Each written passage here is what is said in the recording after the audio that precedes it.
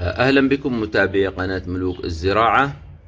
لاحظوا شتلات المانجو بعد أن ظهر هذه الحالة في الأوراق كما تلاحظون، ونصحناكم في المقطع السابق بوضع السماد المناسب. لاحظوا ما شاء الله تبارك الله، لاحظوا هذه الشجرة بعد وضع السماد المناسب، لاحظوا النمو كيف أصبح. وأيضا لاحظوا هنا النمو كيف أصبح، وفي جميع الأشجار كما تلاحظون. أيضا هذه الأشجار الأوراق اليابسة، لاحظوا، وهنا النمو كيف أصبح. طبعا هذا بعد وضع السماد NPK، وهو سماد عشرينات، السماد المتوازن.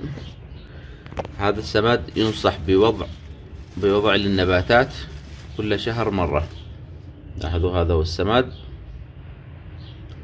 السماد مفيد جدا للنباتات بشكل عام، نباتات الزينة وجميع النباتات، وخاصة النباتات التي يتم زراعتها في أحواض صغيرة أو في أكياس بلاستيكية.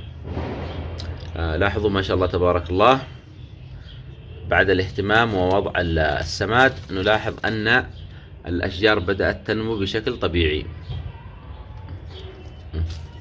الآن سوف نقوم بتقليم الأوراق.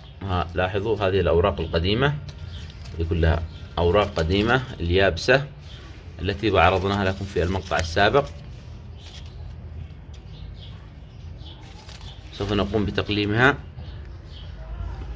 لأنها تمتص الغذاء بدون فائدة، فضروري جدا أن نقوم الآن بتقليم هذه الأوراق، ونحدد الأوراق ونقوم بتقليمها نهائيا من الشجرة. الأوراق اليابسة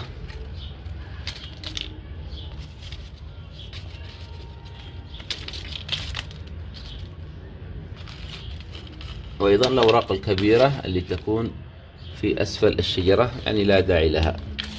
نقوم بتقليمها نهائيا حتى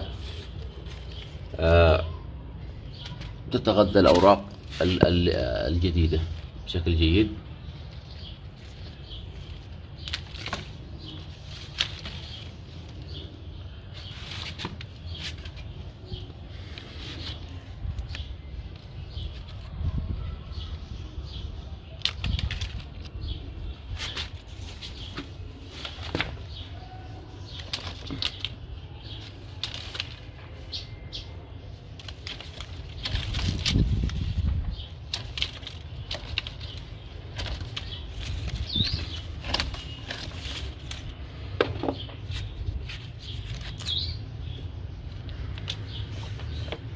لاحظوا هذه الأوراق القديمة،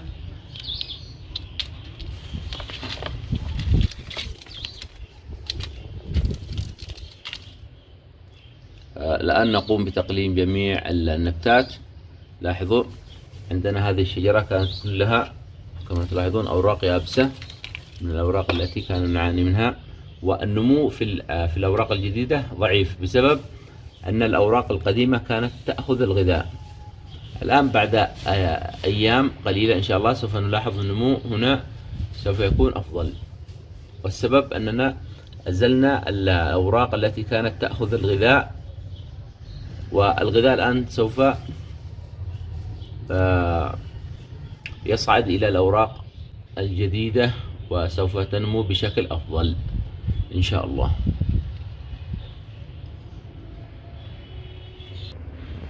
لاحظوا الآن أزلنا جميع الأوراق اليابسة والأوراق التي كانت تسبب مشاكل، التي كانت فيها مشكلة نقص الحديد ونقص النيتروجين. وبعد التسميد أصبحت الأوراق الجديدة ما شاء الله تبارك الله، ولكن أزلنا الأوراق القديمة نهائيا لأنها تأخذ الغذاء من الأوراق الجديدة. إن شاء الله سوف نصور لكم. لاحظوا هذه الشجرة، لاحظوها، إن شاء الله نصورها لكم بعد فترة بسيطة ونلاحظ الفرق. هذا ونتمنى لكم الفائدة، وإلى اللقاء في مقطع قادم إن شاء الله.